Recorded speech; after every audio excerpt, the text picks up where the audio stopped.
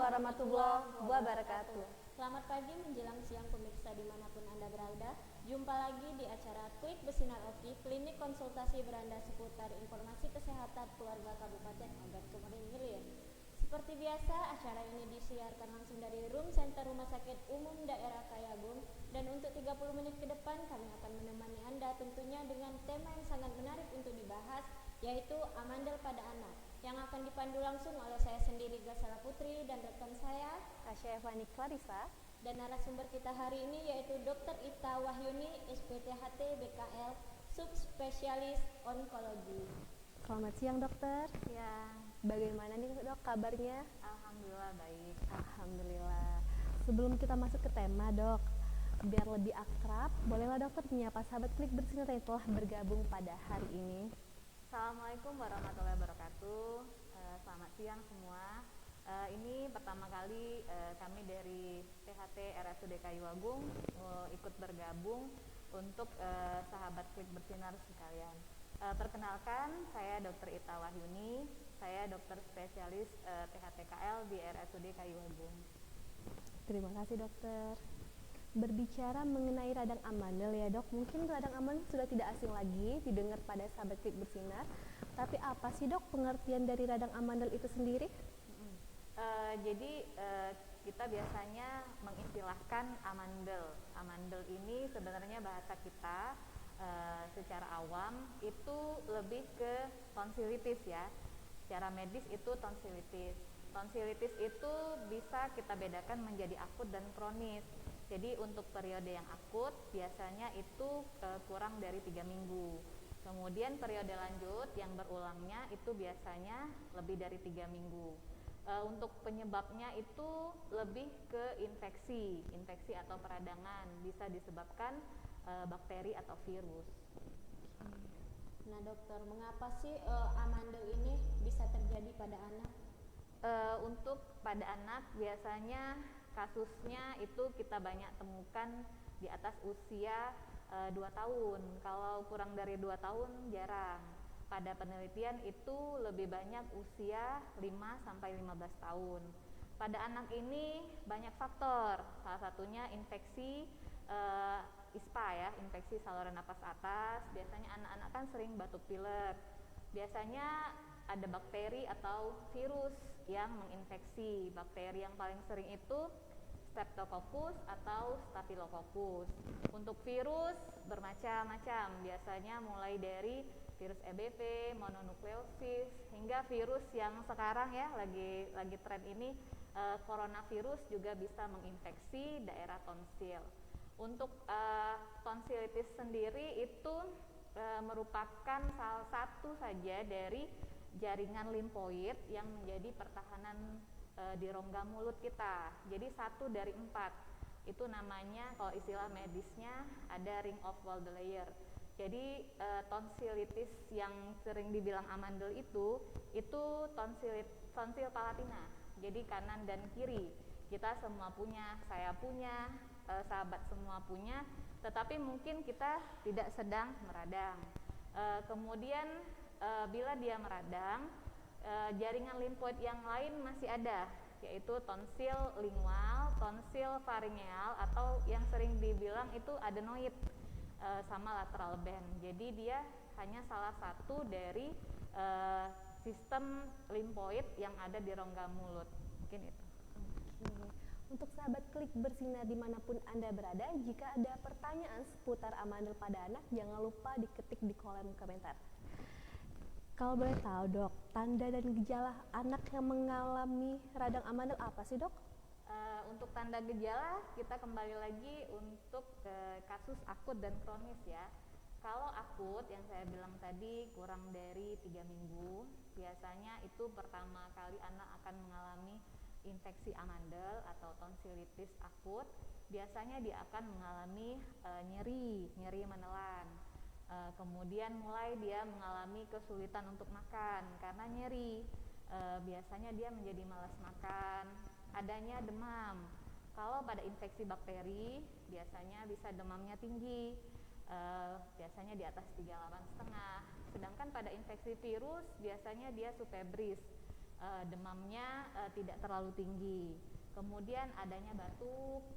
Kemudian pada yang periode yang kronis yang sering berulang, biasanya amandelnya itu sudah gede, sudah membesar, adanya rasa mengganjal di tenggorokan. Kemudian pada saat tidur kita perhatikan dia mulai ngorok, bunyi kan. Kita juga perhatikan nafasnya itu sering adanya periode apnu, jadi periode yang tidak bernapas beberapa detik, kemudian dia mulai bernapas lagi. Nah, kemungkinan dari gejala ini si anak sudah ada obstruksi atau sumbatan di saluran nafasnya karena pembengkakan amandelnya. Nah dokter, mengenai makanan dan minuman nih dokter, makanan dan minuman apa saja sih yang bisa memacu terjadinya amandel nih dokter? Berbicara tentang makanan dan minuman, itu lebih ke penyebab dari membesarnya, jadi hipertrofinya, bukan penyebab dari infeksinya. Biasanya infeksinya kan memang dari bakteri atau virus, sedangkan pada tonsilitis yang kronis dia akan mengalami hipertrofi setelah periode infeksi. Jadi makanan minuman yang memicu hipertrofi ini, pembesaran ini lebih ke makanan minuman yang berpengawet, mulai dari yang ada penyedap rasa, pemanis buatan, biasanya yang mengandung monosodium glutamat. Kemudian adanya makanan minuman yang karsinogenik, bisa dari adanya penyedap rasa tadi kan. Kemudian makanan dan minuman yang cenderung bersoda, misalnya Coca-Cola, Fanta, segala macam itu juga akan menyebabkan tonsilnya menjadi hipertrofi atau cepat membesar. Berarti Tasya jangan terlalu banyak makanan yang pengawet ya. Dan untuk sahabat Klik Bersinar dimanapun Anda berada, terutama bunda-bunda yang ada anak-anak nih, harus diperhatiin makan dan minumannya, karena yang mengandung pengawet, perasa, bersoda, dan pewarna itu bahaya ya dokter. Betul sekali. Oh ya, satu lagi, mungkin kita sering memberikan anak-anak kita makanan misalnya mie ya. Iya. Sebenarnya mie-nya tidak berbahaya, tapi bumbunya. Jadi bumbunya itu dari penelitian dibilang dia bisa menyebabkan abnormalitas sel. Jadi dia selnya akan cepat tumbuh. Jadi tolong dihindari makanan-makanan yang berbumbu instan seperti itu. Oke, perlu diingat ya sahabat Klik Bersinar dimanapun Anda berada, jangan sering mengonsumsi mie, karena yang instan-instan itu emang bahaya ya dokter. Betul sekali. Ya, lebih ke bumbunya. Oke, jika tadi faktor makanan dan minuman ya dok, apakah virus dan bakteri juga bisa mengakibatkan amandel? Nah itu yang saya bilang tadi, jadi penyebab utama atau prekursor terjadinya infeksi itu sebenarnya datang dari virus atau bakteri. Pada saat dia menginfeksi, jadi semua sistem rongga di dalam tubuh si anak itu akan terinfeksi, mulai dari misalnya dia infeksi hidung, telinga, kemudian di daerah rongga mulut dia juga akan menginfeksi tenggorokan, yaitu biasanya yang paling sering itu amandelnya atau tonsilnya. Kenapa begitu? Karena memang dia sistem pertahanan, jadi akibatnya si kuman itu akan dibawa ke amandelnya untuk dibunuh. Tetapi bila pertahanan tubuh si anak tidak kuat untuk melawan infeksi tersebut, akibatnya kuman itu justru akan bersarang di amandelnya. Nah dokter, jika anak sudah mulai terkena amandel nih, bagaimana sih cara pengobatannya nih dokter? Cara pengobatannya tentu saja mulai dari tindakan preventif dan kuratif. Jadi kalau pada anak yang sudah terkena, kita biasanya lebih ke bagaimana cara mengatasi infeksi berulangnya. Jadi biasanya kita memberikan obat-obatan, terapi yang adekuat untuk mencegah periode berulangnya. Sedangkan untuk preventifnya kita akan mulai menyarankan ke orang tua anak, orang tua pasien itu untuk menghindari makanan-makanan yang seperti tadi, mulai dari yang gorengan, kemudian berpengawet, kemudian makanan pedas. Kenapa seperti itu? Karena ya itu tadi, satu, pemicu abnormalitasnya, jadi pertumbuhannya akan lebih cepat. Yang kedua, itu justru akan memperberat gejala. Jadi pada saat serangan, kalau dia makannya banyak gorengan atau makannya pedas, biasanya akan lebih nyeri seperti itu. Mungkin si anak jadi tidak nyaman, kemudian dia males makan. Gitu. Oke, sebelum kita konsultasi ke tenaga kesehatan ya dok, adakah alternatif penanganan untuk di rumah nih, untuk yang baru dapat serangan amandel? Jadi kalau di rumah biasanya kalau pada anak-anak yang sudah mulai ada amandel itu lebih ke preventif. Preventifnya itu dalam artian perilaku harus diubah. Mungkin misalnya selama ini makanan yang dikonsumsi mungkin tidak sehat, dalam artian dia banyak pengawet atau penyedap, kasih jajanan kan, misalnya kasih snack. Nah, mungkin itu harus dihindarkan. Kemudian jaga kebersihan rongga mulutnya. Si anak mulai kita ingatkan untuk rutin menggosok gigi dan berkumur. Dengan begitu akan mengurangi periode kumannya itu akan berkembang biak. Selain itu yang paling penting ya kita tetap harus upayakan untuk berkonsultasi dengan pusat kesehatan terdekat. Apakah infeksinya itu sudah bisa teratasi atau belum? Nah dokter, jika anak sudah mulai terkena amandel nih dokter, kapan sih harus dibawa ke dokter? Kalau mengenai kapan, mulai dari infeksi akutnya, misalnya dia sudah ada demam, sudah ada gejala-gejala yang mungkin yang serius seperti dia demam tinggi, mungkin dia sudah seharusnya dibawa. Kalaupun dia ada nyeri, itu nyeri tenggorokan saja, kemudian kita mulai lihat tanda-tandanya dia mulai malas makan, juga sebaiknya kita berkonsultasi. Gunanya untuk apa? Agar periode akutnya itu tidak berulang. Kalau misalnya dia tidak berulang, infeksinya sudah bisa teratasi dengan pemberian obat, misalnya antibiotik, kemudian dia tidak akan menjadi kronis. Kalau tidak menjadi kronis, artinya periode infeksi itu akan stop di situ, tidak berlanjut.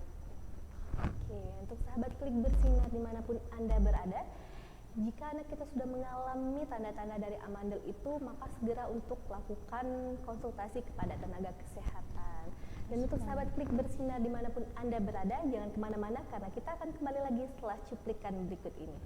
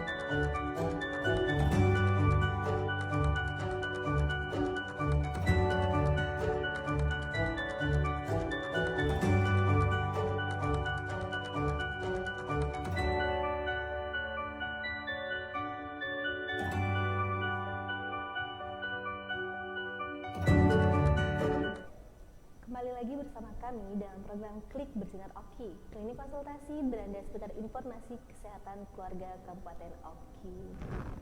Baik, dokter, tadi kan kita berbicara mengenai konsultasi tentang amandel. Jika anak itu sudah terdiagnosa ya dok, terdiagnosa amandel, apakah anak itu harus dioperasi atau tidak?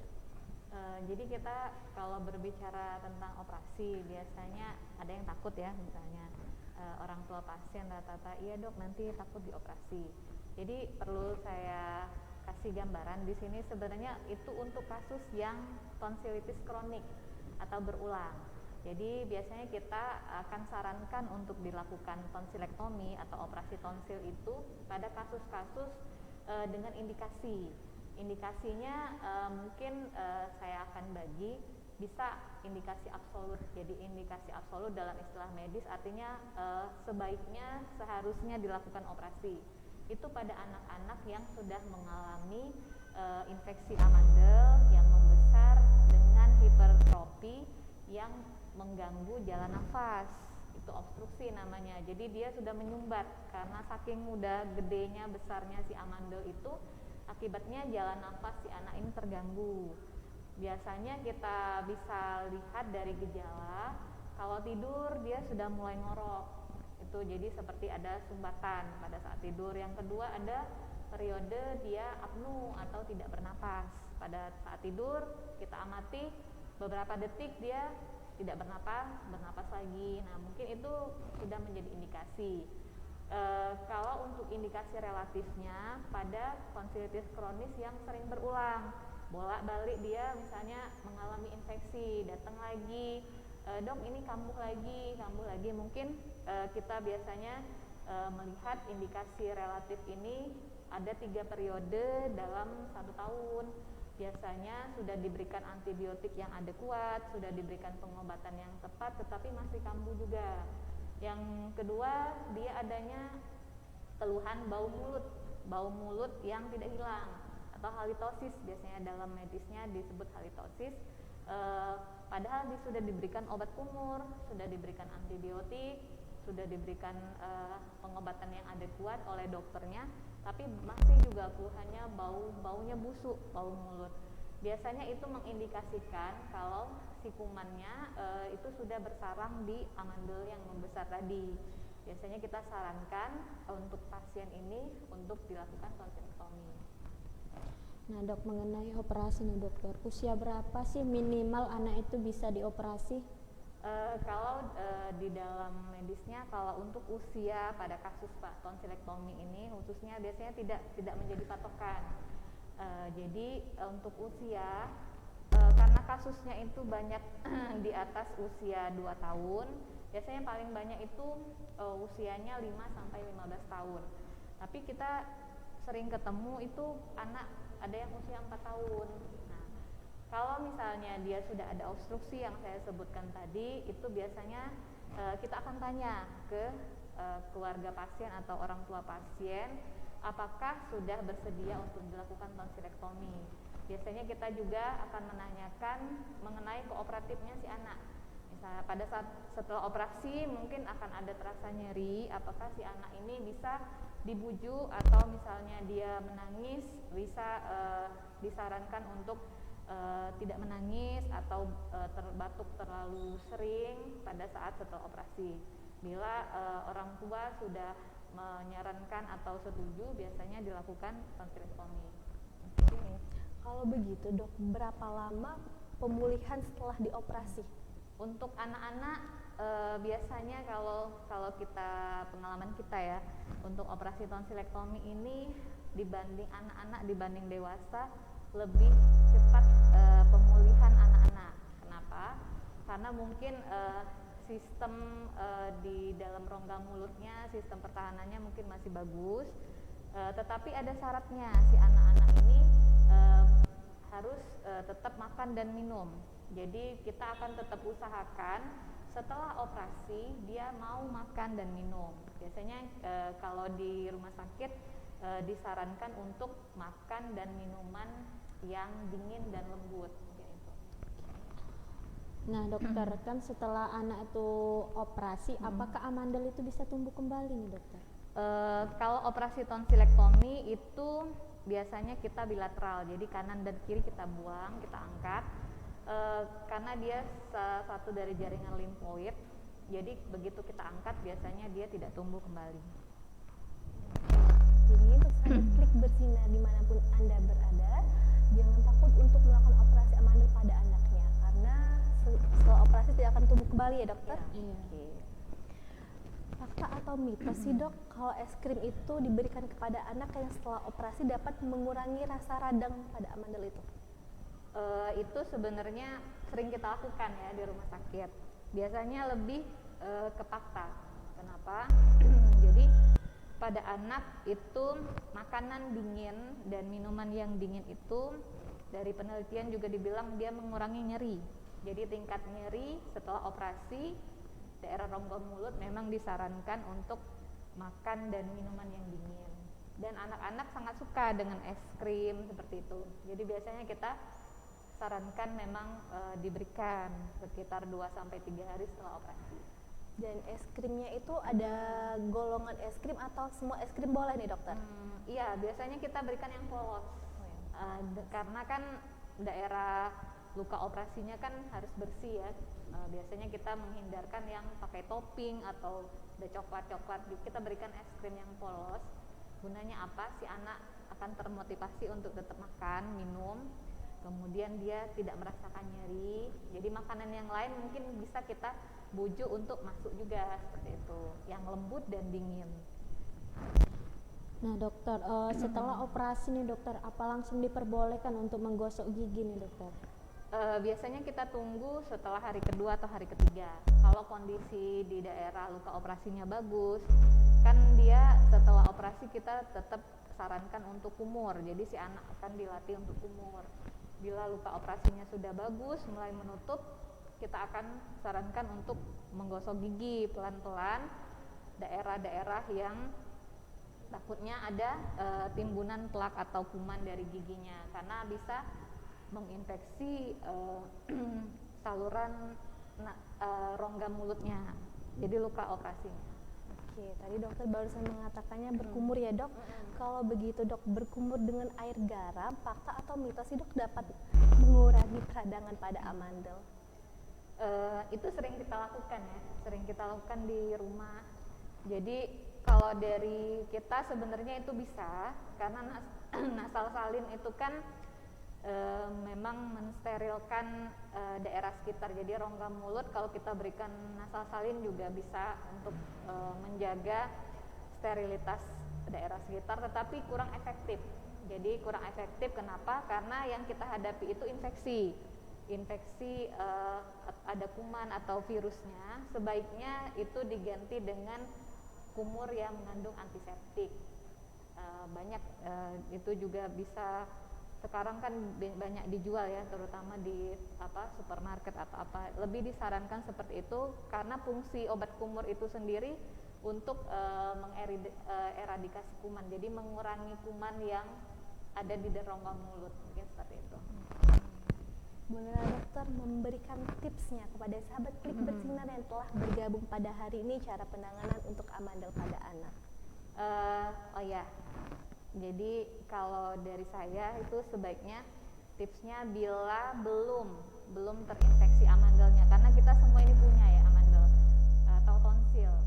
Jadi sebaiknya itu bila ada infeksi batuk pilek atau misalnya istal ya, sebaiknya itu segera diobati, atau apalagi sudah ada tanda-tanda infeksi ke tenggorokan, jangan dibiarkan nanti sembuh sendiri seperti itu. Mungkin kita harus menjaga biar kumannya itu tidak berkembang biak. Nah, yang kedua, bila sudah ada amandel itu juga sebaiknya berkonsultasi ke dokter atau pusat kesehatan terdekat. Kenapa? Untuk mencegah dia infeksi berulang, karena sifatnya kuman yang paling banyak di amandel ini Streptococcus, terutama beta hemolyticus grup A, itu juga bisa masuk ke sistem peredaran darah. Jadi akibatnya banyak, mulai dari infeksi setempat atau lokal di daerah rongga mulut, atau juga bisa infeksinya sistemik, bisa ke jantung. Itu penyakit jantung rematik atau miokarditis pada anak itu paling banyak dijumpai kumannya Streptococcus grup A. Berarti kan sebenarnya amandel ini termasuk gejala awal ya, gejala awal yang tidak bisa kita sepelekan. Kemudian ke ginjal, itu juga infeksi Streptococcus beta hemolyticus grup A. Jadi port di entry, jadi tempat masuknya kuman yang dari rongga mulut itu di amandel. Kalau dia sudah ada infeksi, itu sebaiknya diobati. Mungkin itu.